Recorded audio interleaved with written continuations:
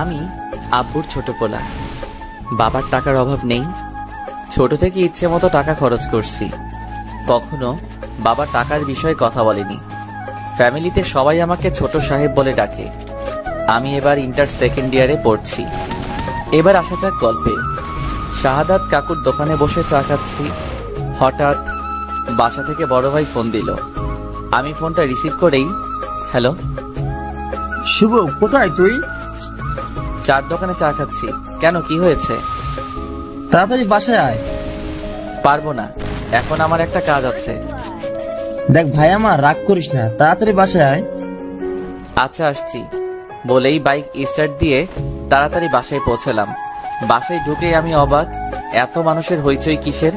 আর বাড়ি এত সুন্দর করে সাজানো হচ্ছে কেন? আমি কিছুই বুঝতে পারলাম না। সোজা ভাইয়ের রুমে চলে গেলাম। ভাইয়া, কই তুমি? আর কি হয়েছে শুনি? তোমার ভাইয়া বাজারে গিয়েছে, তুমি ড্রেস চেঞ্জ করো। কেন, কি হয়েছে যে ড্রেস চেঞ্জ করতে হবে? আজকে তোমার বিয়ে। আমার মাথায় তো আকাশ ভেঙে পড়লো। কি, আমার বিয়ে মানে? আজকে তোমার বিয়ে। আরে মানে কি? ভাইয়া চলে আসলো। এসেই, শুভ চল, গোসল করতে হবে। ভাইয়া আমার বিয়ে, আমাকে আগে বলবে তো? এখন তো বললাম, চল এবার তাড়াতাড়ি, লেট হয়ে যাচ্ছে। না, আমি বিয়ে করব না বলেই সোজা বাইকের কাছে এসে বাইকে উঠে যখনই বাইকে স্টার্ট দিব তখন দেখি বাইকে চাবি নেই। ভাইয়া, চাবি দাও।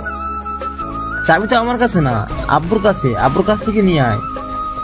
আমি আব্বুর কাছে শুনেই ভয় পেয়ে গেলাম। তখনই আব্বু আসলো। কিরে শুভ, তুই এখনো এখানে দাঁড়িয়ে আছিস? তাড়াতাড়ি গোসল করে আয়। যাচ্ছি আব্বু। মনে মনে প্রচুর রাগ হচ্ছে। বলতেই চারদিক থেকে মানুষ এসে আমাকে গোসল করাতে লাগলো। গোসল শেষ করে একটা পাঞ্জাবি দিল আম্মু। কি করব আম্মু এই পাঞ্জাবি দিয়ে? আজকে তোর বিয়ে, তাই পাঞ্জাবি পরবি? আম্মু, আমি বিয়ে করব না। ওগো ছোট সাহেবের বাবা, তোমার ছোট সাহেব কি বলে শোনো? আরে আরে কিছু না, আমি এখনই গুছিয়ে নিচ্ছি। সবকিছু গুছিয়ে নিলাম। সারাদিন বিয়ের অনুষ্ঠান হলো। আমি প্রচুর ক্লান্ত। সন্ধ্যা হয়ে গিয়েছে। আমি সোফায় বসে আছি। হঠাৎ মামাতো বোন, চাচাতো ফুপাতো বোনেরা এসে শুরু করে দিল। ভাইয়া তুই এখনো বাইরে কেন? ভাবি তোর জন্য সেই কখন থেকে ওয়েট করছে, রুমে যা। ওই কার ভাবি? আর কার জন্য? আরে তোর বউ। পাগল নাকি? আমি তো এখনো বিয়েই করিনি। ফাজলামে বাদ দিয়ে তাড়াতাড়ি রুমে যা বলছি। যাব না। ওরা তিনজন মিলে আমাকে জোর করে রুমে পাঠালো। আমি রুমে ঢুকেই গাছের মতো সোজা হয়ে গেলাম। হায় আল্লাহ, পরি কোথা থেকে আসলো আমার রুমে? কি অপরূপ সুন্দরী!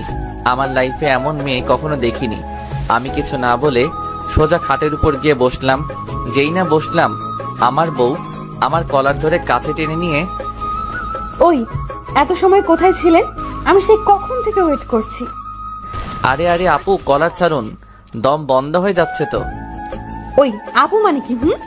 আমি আপনার বউ।